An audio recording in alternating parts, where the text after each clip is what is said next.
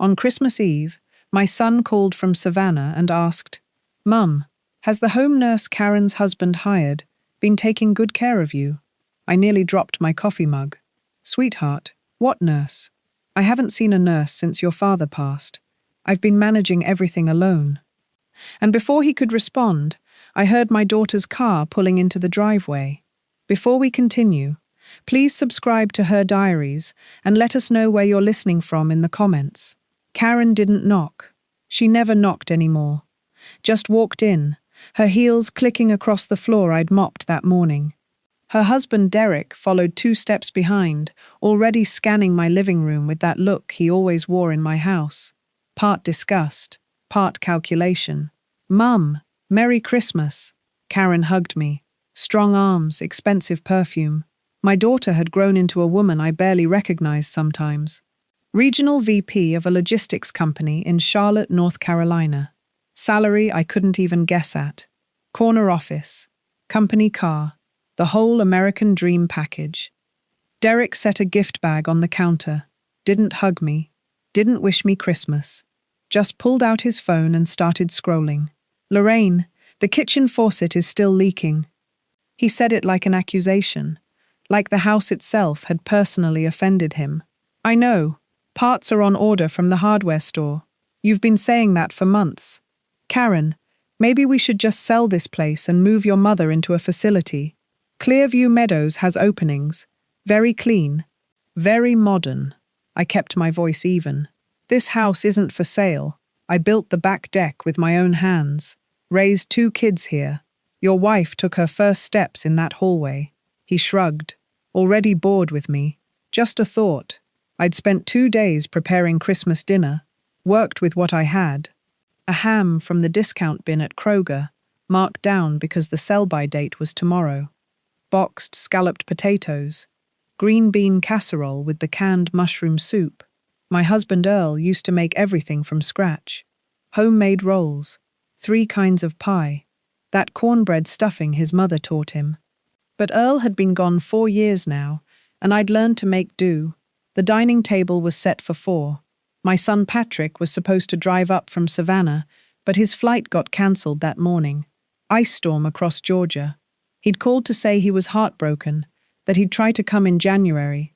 That phone call, that casual question about a home nurse, it was still ringing in my ears while Karen carved the ham. Derek dominated dinner conversation the way he always did. Their new kitchen renovation. $95,000. Quartz countertops. Wolf range. Custom cabinetry. Imported from Italy. "You should see the island, Lorraine. It seats 8. We had the designer fly in from New York." I nodded. Pushed green beans around my plate. Thought about the $340 electric bill I'd been paying in installments because my pension wouldn't stretch far enough.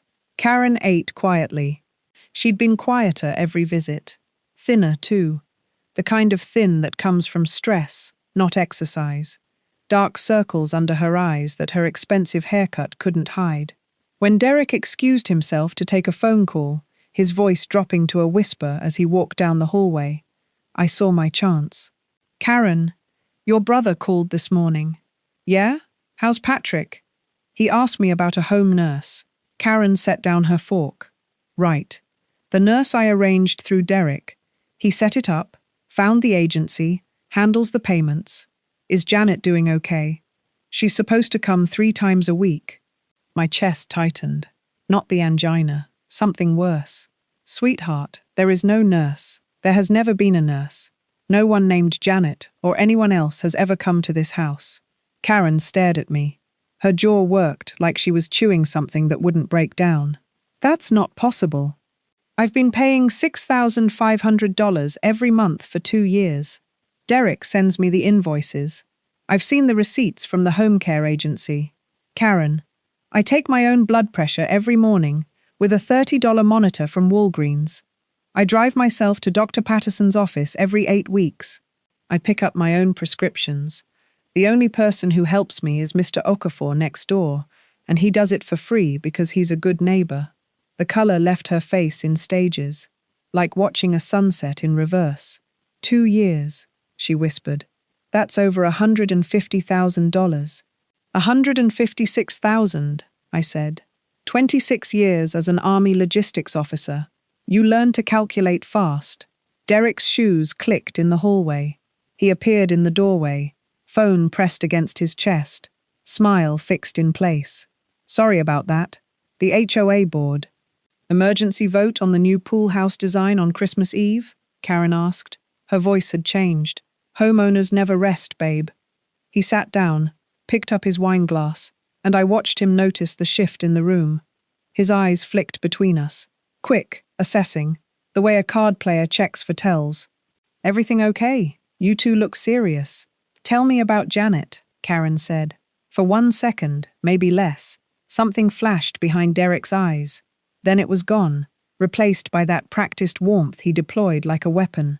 Janet? Your mother's nurse. She's wonderful. I spoke with the agency just last week. What agency? Premier Home Health. They're based in Charlotte. Very reputable. Mum says no nurse has ever visited this house. Derek laughed. Too bright, too loud for my small dining room. Lorraine, honey, you're confused. Janet comes on Tuesdays, Thursdays, and Saturdays. Remember? She checks your blood pressure, manages your medication schedule. I stood slowly, walked to the kitchen drawer where I kept my daily planner, the one Earl had given me our last Christmas together. I brought it to the table, opened it to December. Every day for the past 2 years, I've written down what I did. Tuesday, December 17th. Doctor appointment, 10 a.m., grocery run. Watch Jeopardy! Wednesday, December 18th. Fix the gutter over the garage. Read 2 chapters. Called Patrick. I flipped back through months of pages. No nurse. Not once. Not ever. Derek's hand went to his watch. Rolex. I'd noticed it last visit. Hadn't seen it before. You probably just forgot to write it down. At your age, at my age, I closed the planner. I tracked supply chains for the United States Army across 3 continents. I inventoried 40,000 pieces of equipment during Desert Storm without a single discrepancy. I don't forget to write things down. Karen pulled out her phone, scrolling. I'm looking at the payment history right now. 24 months of charges from Premier Home Health Charlotte. $6,500 each. Let me see the agency's phone number, I said. Derek stood abruptly, nearly knocking over his wine. I think we should discuss this later. It's Christmas Eve. Let's not ruin the holiday with some silly misunderstanding. Sit down, Derek. Karen's voice carried an edge I'd never heard from my mild-mannered daughter. What's the agency's number? I'll have to look it up. It's in my files at home. Google it. Premier Home Health Charlotte. Right now. The silence stretched. Derek touched his watch again. Twisted it. Outside, a neighbor's Christmas lights blinked red and green through my kitchen window. Cheerful and oblivious. Actually, Derek said carefully, the name might be different. I might be confusing it with another service. You just told me the name 30 seconds ago. Karen, you're being hostile. In front of your mother. On Christmas. $156,000. Derek. Where is it? He grabbed his coat from the back of the chair, snatched his keys, moved toward the door. I don't have to sit here and be interrogated like a criminal. When you're ready to be reasonable, call me. The front door slammed. His truck started in my driveway, headlights sweeping across the living room as he reversed out and disappeared down Maple Street. Karen sat motionless, staring at her phone screen like it had betrayed her. Sweetheart, go after him. Check every account, every payment, every receipt he's ever shown you. We'll talk tomorrow. She looked at me with eyes that held something breaking. Mum, I'm so sorry. Don't apologize. Investigate. That's what we do in this family. After Karen left, I locked the door and stood in my quiet kitchen. The ham sat half-carved on Earl's old serving platter. I wrapped it carefully, put it in the refrigerator, washed the dishes by hand. The warm water helped the stiffness in my fingers, arthritis that had been getting worse every winter. Then I sat at my desk in the spare bedroom, the room I'd converted into a home office when I retired from the army 8 years ago. Opened the bottom drawer where I kept my financial records. filed by month, by year, going back to 2016. Old habits from military service. Document everything, assume nothing. Trust records over memory. Bank statements showed exactly what I'd told Karen. Pension deposits of $2,800 monthly. Social Security of $1,400. That was it. No mysterious deposits, no trust accounts, no agency payments coming in my direction. I opened my laptop, searched for Premier Home Health Charlotte. Nothing. No website, no business registration, no Better Business Bureau listing. I tried variations. Premier Healthcare Charlotte, Premier Home Care NC. Nothing real came back. The agency didn't exist. I printed the search results, added them to a new manila folder I labeled Investigation. Then I turned off the lamp and sat in the dark, thinking, $156,000 over 2 years. Where does money like that go when it's being stolen from your own family? Christmas Day was quiet. Mr. Okafor brought over a plate of sugar cookies around noon. Sweet man, 76, widowed like me. He didn't stay long. Could tell something was weighing on me. I called Patrick at 3, told him everything. He was silent for a long time. Mum, I'm catching the first flight up there as soon as the ice clears. No. Stay in Savannah. Let Karen and me handle the investigation. You handle something else for me. Anything. You work in banking. Check if there's any account in my name that I don't know about. Any trust, any fund, anything with Lorraine Aldridge attached to it. Patrick worked as a compliance officer at a regional bank in Savannah. He knew how to trace money. 2 days later, he called back. Mum, I found it. There's a business entity called Aldridge Senior Care LLC, registered in North Carolina. Your name is on it as the care recipient, but Derek is listed as managing member and sole signatory. He opened it 19 months ago. An LLC. He built a shell company using my name, my social security number. He must have gotten it from Karen's files. The LLC receives monthly transfers from Karen's account, and then immediately transfers the same amount, minus a small processing fee, to another account. Whose account? I'm still tracing that. But Mum, the LLC's registered agent is Derek's sister, Monica Webb. Monica. I'd met her twice. Derek's older sister from Atlanta. Drove a new Mercedes. Wore watches that cost more than my car. Derek always talked about how successful she was in real estate. Now I understood the source of that success. I wrote everything down. Dates, account numbers, names, connections. Drew lines between them on a sheet of graph paper. The pattern formed like a circuit diagram. Logical, deliberate, designed to function without anyone noticing the current flowing the wrong direction. January brought bitter cold to the Virginia mountains where I lived. Roanoke sits in the Blue Ridge Valley, and winter there has teeth. I drove my 2009 Silverado pickup to the Roanoke City Library on a Tuesday morning. The truck burned oil, and the heater worked only on the highest setting, but it got me where I needed to go. I printed every document Patrick had sent me. 46 pages at 15 cents each, $6.90. I organized them at a library table while snow fell past the windows. Karen called that evening. Her voice sounded gutted. Mum, I confronted Derek. He says the LLC was for tax purposes, that he consolidated your healthcare expenses for better deductions. There are no healthcare expenses, Karen. I pay for my own medication.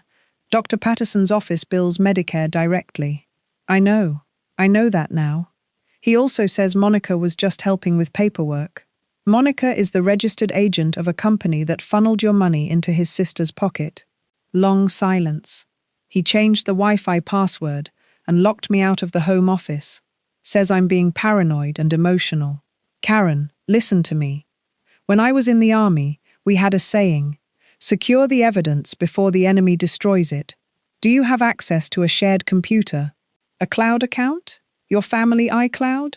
He doesn't know I remember the password. Download everything tonight.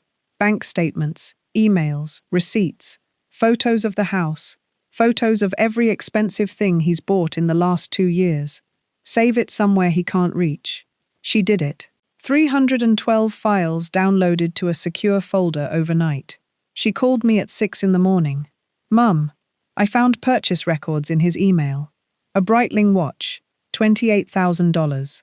A membership to Charlotte Country Club, $65,000 initiation. Monthly spa and golf treatments at a place called Serenity Springs, $2,400 per visit. Trips I didn't know about. A week in Turks and Caicos with Monica and her boyfriend, $14,000 for the rental villa alone. I wrote each number in my ledger. The total was building towards something ugly and undeniable. The first week of February, I drove to the Legal Aid Society of Roanoke Valley on Campbell Avenue. The office occupied the second floor of an old brick building, the kind of place where the elevator groaned and the carpet told stories of 1,000 desperate visits. Thomas Everett was 61, a former prosecutor turned legal aid attorney. Grey ponytail, reading glasses held together with tape at one hinge, a desk buried under case files. He'd taken a government salary cut 20 years ago because he believed poor people deserved real lawyers. I spread my evidence across his desk the same way I used to spread logistics maps across briefing tables. Chronological, color-coded, cross-referenced. Everett studied each document in silence for 20 minutes. Then he looked up. Ms. Aldridge, most clients bring me a handful of bank statements and a lot of anger. You've brought me a prosecutable case. 26 years in Army logistics. You learn that evidence is everything. This LLC is textbook fraud. He created a fictitious business using your identity to siphon designated funds. That's not a civil dispute. That's criminal. I want both. Criminal charges and civil recovery. He nodded slowly. Criminal referral to the Roanoke County District Attorney. Civil suit for fraud, unjust enrichment, and identity theft. The LLC misuse of your Social Security number gives us an additional federal angle if we need it. What does this cost? Legal aid covers my time. Court filing fees, about $350. Expert witness. If we need a forensic accountant, that's where it gets expensive. I have $180 in savings. Everett looked at me steadily. No pity, just assessment. Pay me $150 as a retainer. I'll petition the court for fee waivers on the filings. And I know a forensic accountant who does pro bono work for veterans. I wrote the check. My hand was steady. That night, Derek called my landline. First time he'd ever called me directly in the 5 years he'd been married to my daughter, Lorraine. His voice was ice over marble. I understand you're making accusations about me. This needs to stop. I pressed record on my phone. Virginia is a one-party consent state for recording. I'd looked it up. You created a fake company using my name and Social Security number. That's ridiculous. It's a family financial vehicle. Karen approved everything. Karen didn't know the money wasn't reaching me. You showed her fake invoices from an agency that doesn't exist. Pause. I could hear his breathing change. You're old, Lorraine. Old and confused. Honestly, you've always been a little difficult. I'm going to call Karen and recommend a cognitive assessment. It's clear your memory is failing. My memory is fine, Derek. It's your story that keeps changing. He hung up. I saved the recording, emailed it to Everett with a timestamp. 2 days later, Karen called. Her voice was flat.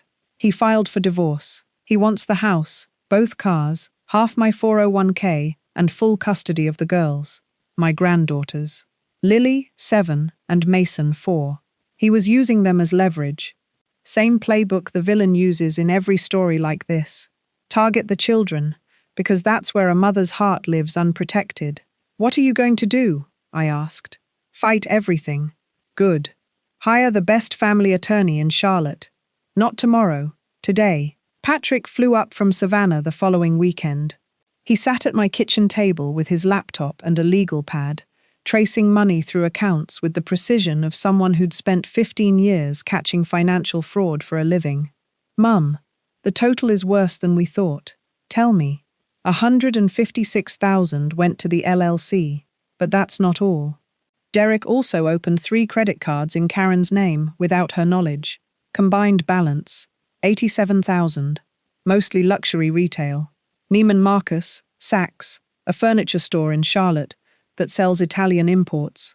$243,000 at minimum. There might be more once we subpoena Monica's financial records. Patrick's eyes were red, not from crying, from anger. He'd inherited his father's temperament, slow to ignite, but devastating once lit. I pulled his social media before he deleted it, Patrick continued, turning the laptop toward me. Look at this. Photos stretching back 2 years. Derek at a rooftop restaurant in Miami, whiskey in hand. Derek at a luxury resort in Aspen, wearing a leather jacket that probably cost more than my truck. Derek at Charlotte Country Club, with men who wore wealth like armor. In every photo, designer watches, shoes, bags from brands I couldn't even name. He tagged the Breitling watch in this one. Patrick pointed.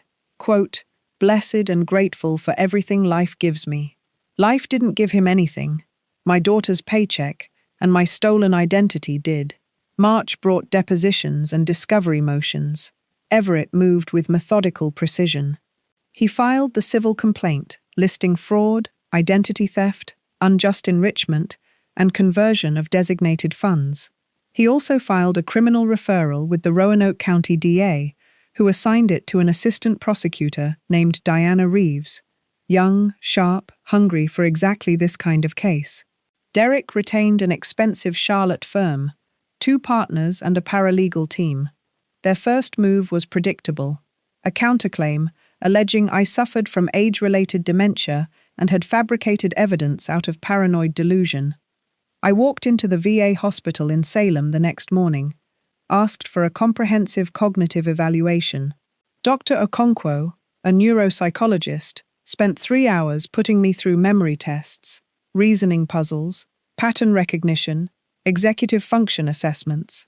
Her conclusion, delivered with clinical precision, Ms. Aldridge, your cognitive function is in the 88th percentile for your age group. No indication of dementia, confusion, or memory impairment. Your logical reasoning scores are exceptional. She wrote a 12-page report. I drove it to Everett's office that afternoon. This demolishes their counterclaim, he said, reading the summary. They can't argue you're incompetent when a neuropsychologist says you're sharper than most people 20 years younger. Derek's sister Monica was deposed in April. She sat in Everett's conference room with her own attorney, wearing a suit that probably cost what I spent on groceries in a year. Under oath, Monica claimed the LLC was a legitimate family healthcare coordination entity. Everett asked her to name a single healthcare provider the LLC had ever paid. Monica couldn't name one. Asked her to produce a single invoice, a single receipt, a single email referencing actual medical care. Nothing. Then Everett showed her the bank records. Every dollar that entered the LLC account left within 72 hours. 60% went to Derek's personal checking account. 40% went to Monica's business account. Ms. Webb, you received approximately $62,000 from this LLC over 19 months. For what services? Consulting. Business consulting. What business was being conducted? Administrative. Of what? Silence. Her attorney whispered something. Monica asked for a break. The break lasted 45 minutes. When she returned, she refused to answer further questions, invoking the Fifth Amendment against self-incrimination. Everett turned to me after Monica left. She just proved consciousness of guilt. Innocent people don't take the Fifth in civil depositions. Meanwhile, Karen's custody battle in Charlotte was escalating. Derek had filed an emergency motion claiming Karen was emotionally unstable, influenced by her delusional mother, and a danger to their children. The family court judge ordered a custody evaluation. A social worker named Dr. Linda Cho interviewed both parents, observed them with the children, reviewed documentation. Karen gave her everything: the financial evidence, the fake LLC, the fraudulent credit cards, Derek's social media spending spree. Karen called me on a Wednesday night. She sounded different, not defeated, something worse, hollow. Lily asked me today why Daddy says I don't love them. My hand gripped the phone tighter. She's being coached. Mason drew a picture at school. Her family. Daddy, Lily, Mason, and Aunt Monica. I'm not in it. Karen, listen carefully. This is psychological warfare. He's using your daughters the same way he used my identity, as tools. You are their mother. No drawing, no coached statement, no emergency motion changes that. What if the evaluator believes him? Evaluators are trained to identify parental alienation. Trust the process. Trust the evidence. And trust that your girls will know the truth eventually. In May, Everett received the forensic accountant's report. Victor Chen, a retired IRS investigator who volunteered for veterans' legal cases, had spent 6 weeks tracing every dollar. His report was 53 pages. I read it twice at the library, standing by the printer, oblivious to the Saturday crowd around me. The total documented theft, $243,600. The breakdown was surgical in its detail. $28,000, the Breitling watch. $65,000, country club initiation, plus $8,000 in annual dues. $14,000, Turks and Caicos villa rental. $38,000 in spa, golf, and grooming treatments over 2 years. $31,000 in designer clothing and accessories. $62,000 transferred to Monica Webb for consulting. $97,600 in credit card charges on fraudulently opened accounts. Not $1 went toward my health care. Not a single aspirin. Derek's deposition was scheduled for late May. He arrived at Everett's office wearing a modest blazer, no watch, no flash. Calculated humility. His attorneys had coached him well. He testified calmly that the LLC was a precautionary measure, a healthcare fund he'd established in case of my future medical emergencies. He claimed Karen had approved the arrangement verbally. He said the invoices he'd shown Karen were projections, not actual bills. Then Everett began his cross-examination. Mr. Aldridge, Mr. Kennedy Aldridge, you testified the LLC was for Ms. Aldridge's potential future healthcare needs. That's correct. Can you explain why the LLC transferred $28,000 to a luxury watch retailer 3 days after receiving a $6,500 deposit? His attorney objected. Overruled. That was a personal purchase, unrelated to the LLC. The payment came directly from the LLC account. Your bank records confirm this. Pause. His hand went to his bare wrist. He wasn't wearing the watch today. Smart. There may have been a bookkeeping error. I was managing multiple accounts. 63 separate bookkeeping errors over 24 months, all of which transferred money from your mother-in-law's healthcare fund to your personal accounts. I don't appreciate the implication. Mr. Kennedy Aldridge, you created invoices from an entity called Premier Home Health Charlotte. That business does not exist. No registration with the state, no tax ID, no website, no phone number. Did you fabricate those invoices? His voice thinned. I may have used a placeholder name while setting up the actual service. For 2 years, you used a placeholder name for 2 years while collecting $156,000. He contradicted himself 4 times in the next 30 minutes, said the money was for future care, then said it was for current services. Said Monica was a paid consultant, then said she volunteered her time. Said he discussed everything with Karen, then admitted he'd handled it independently. By the time Everett finished, Derek was gripping the arms of his chair so hard his knuckles had gone white. June. The hearing before Judge Robert Callahan in Roanoke Circuit Court. I wore my army dress shirt, pressed and clean. The only formal clothing I owned that still fit properly. Victor Chen presented his forensic analysis on a courtroom projector. Each transaction mapped, dated, sourced.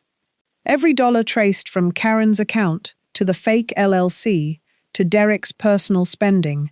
Pastor James Whitfield from Grace Community Church provided an affidavit confirming I'd been receiving $200 monthly from the church's benevolence fund for medication assistance since Earl's death. The church had verified my financial need through my bank statements. No evidence of any family support or trust fund. Dr. Okonkwo's cognitive assessment was entered into evidence. Derek's counterclaim of my dementia collapsed in real time. Karen testified via video from Charlotte. Steady, specific, devastating. She'd sent money every month believing it paid for a nurse who never existed, for medical care I never received, managed by a company that was nothing more than a bank account and a lie. Judge Callahan asked Derek one question directly. Mr. Kennedy Aldridge, can you produce a single piece of evidence that any money from this LLC was used for Lorraine Aldridge's medical care? His attorney asked for a recess. The judge denied it. No, Your Honor, not at this time. Not at this time, or not ever. Silence. The ruling came 3 weeks later. I drove to Everett's office to read it together. 27 pages. I read every word. The court finds that the defendant engaged in systematic fraud, identity theft, and misappropriation of funds designated for the plaintiff's health care. The defendant created a fictitious business entity using the plaintiff's personal information, fabricated invoices from a non-existent healthcare provider, and diverted $243,600 for personal enrichment. The defendant's testimony was not credible and was contradicted by documentary evidence at every material point. Judgment: Derek Webb Kennedy Aldridge must pay Lorraine Aldridge $243,600 in principal, plus $31,000 in accrued interest, plus $18,000 in court costs and expert fees. Total, $292,600. The counterclaim for defamation was dismissed with prejudice. He could never refile it. I sat in Everett's office holding those pages. My hands trembled slightly, not from weakness, from the weight of justice arriving after months of patient, methodical work. The court froze Derek's accounts within days. $89,000 seized from checking and savings. A second order required liquidation of luxury assets, the Breitling watch, the designer collection, the country club membership he'd paraded on social media, the watch appraised at $24,000 resale. The clothing and accessories brought $19,000 at consignment. The country club membership was forfeited entirely. The initiation fee was non-refundable. Every item documented, catalogued, sold. Monica was charged separately by the DA's office with conspiracy to commit fraud and receiving stolen property. She pleaded no contest in exchange for returning $62,000 and 3 years of probation. Her real estate license was suspended pending review. The Mercedes, it turned out, was leased. She couldn't afford the payments without her brother's stolen money. In Charlotte, the custody evaluation report came back in Karen's favor. Dr. Linda Cho documented a pattern of parental alienation, financial deception, and prioritizing personal interests over the children's well-being. Karen was awarded primary custody. Derek received supervised visitation every other weekend. The prenuptial agreement Karen had insisted on, despite Derek's protests 5 years ago, protected her pre-marriage assets completely. The fraud judgment voided his claim to favorable divorce terms. He received $40,000 from joint savings.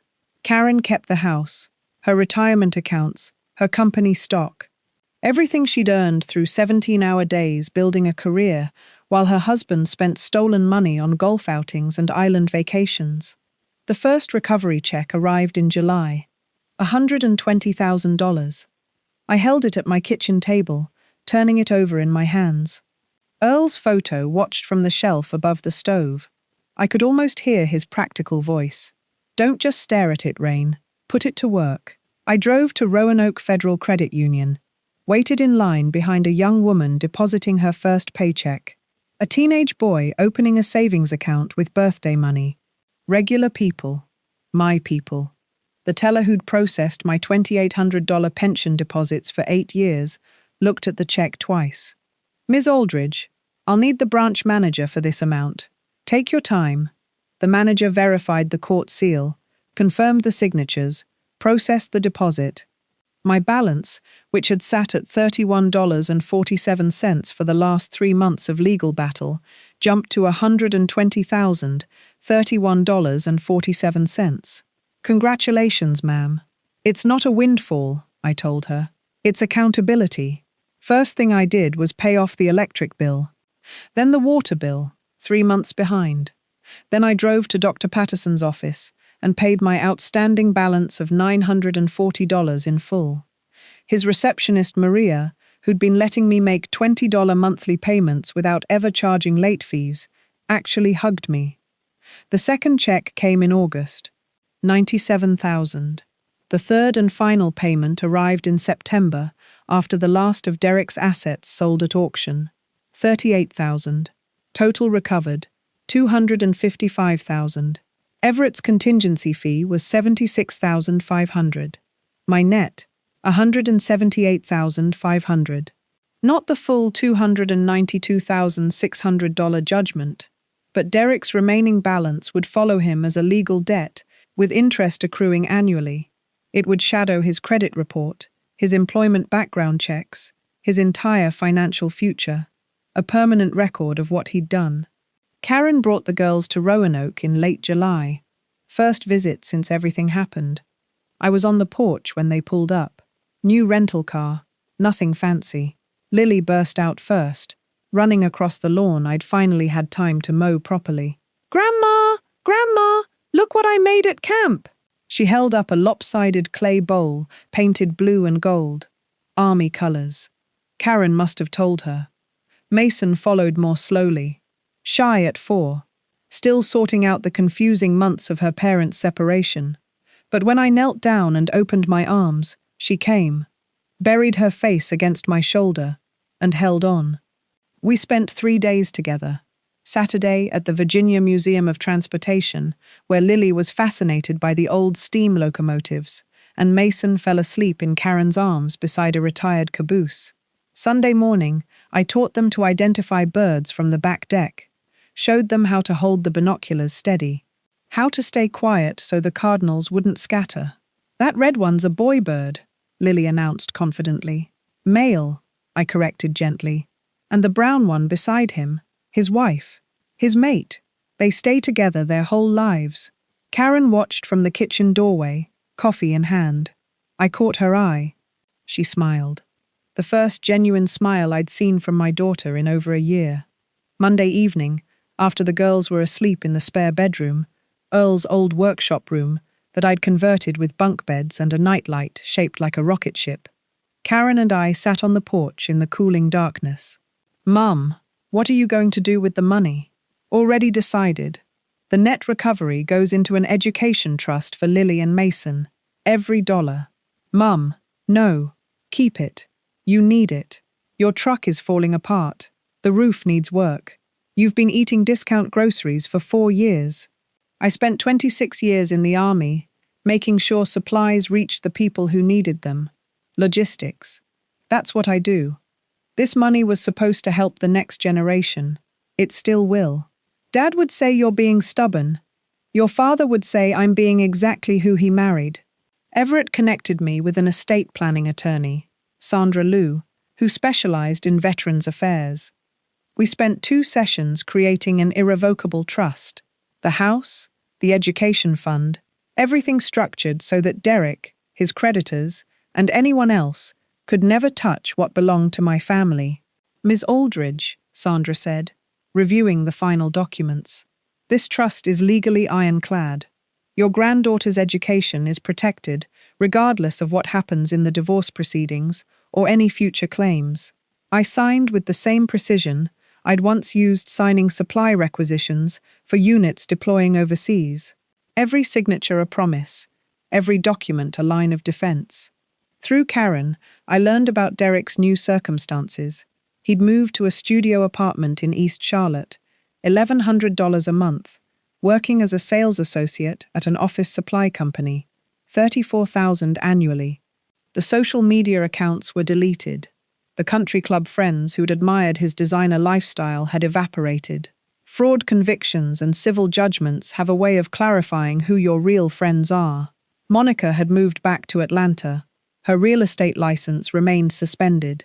She worked for a property management company now, collecting rent checks for buildings she'd never own. The $62,000 she'd returned came from selling the Mercedes and emptying her savings. Last Karen heard, Monica and Derek weren't speaking. Each blamed the other for getting caught.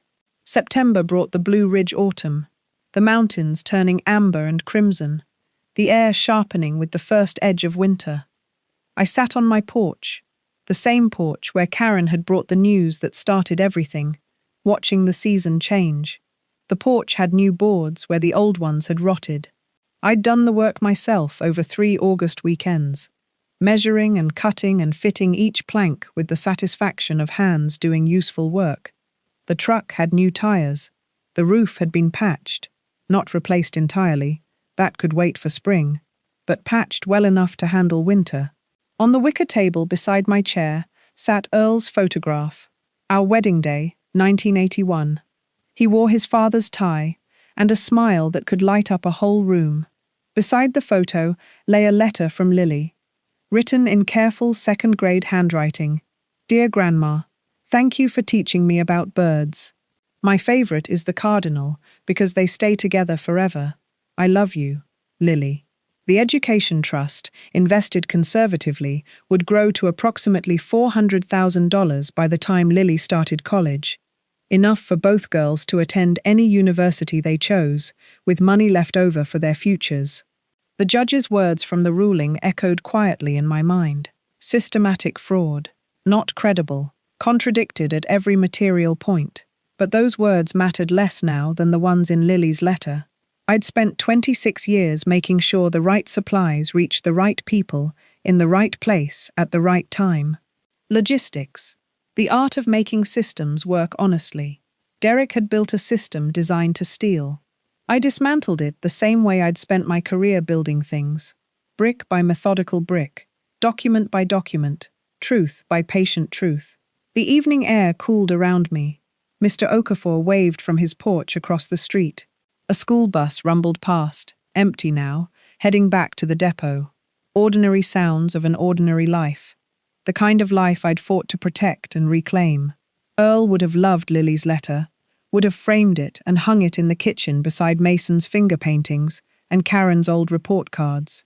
He would have approved of the trust, the legal fight, the refusal to surrender to someone who mistook kindness for weakness. I folded Lily's letter carefully, placed it inside Earl's photograph frame, and rested my hand on the arm of my chair. The wood was warm from the late afternoon sun. My house, my porch, my family, protected, not through luck, not through revenge, through patience, evidence, and the stubborn refusal to let a thief rewrite my family's story. I closed my eyes and listened to the Blue Ridge evening settling in around me. Somewhere down the street, a dog barked, a child laughed. The mountains held the last of the day's light along their ridgeline, golden and steady. Finally rest, finally peace, earned, not given, the only kind that lasts. If you enjoyed this story, please like this video, subscribe to Her Diaries, and share your thoughts in the comments. To hear the next story, click the video on the left. Thank you for watching.